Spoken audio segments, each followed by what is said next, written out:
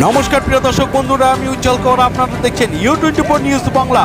হুগলির সিঙ্গুর নপাড়ায় এক সুতো কারখানা ভয়াবহ আগুনে জ্বলে পুড়ে ছাই হয়ে গেল।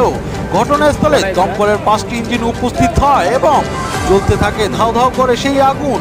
ঘটনাটি সিঙ্গুর ও পোলবা থানার সীমানা এলাকায় দিল্লি রোডের ধারে ঘটনাটি ঘটে। জানা যায় কারখানাটির মধ্যে পুরনো তুলো থেকে সুতো তৈরি হতো।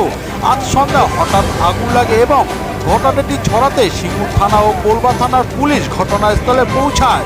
কারখানায় আগুন লাগার ঘটনা শুনতে পাওয়ায় দমকলের 5টি ইঞ্জিন উপস্থিত হয়। আগুন নেভানোর কাজ শুরু করলেও বেশ ঘণ্টাখানেকের লড়াইয়ের পর আগুন নিয়ন্ত্রণে আসে।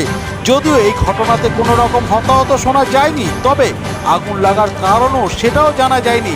কারখানার ভেতরে প্রচুর পরিমাণে ধুলো মজুদ থাকায় খুব দ্রুত ছড়িয়ে পড়ে সেই আগুন এবং চোখে পড়ে সেই অগ্নিগর্ভ।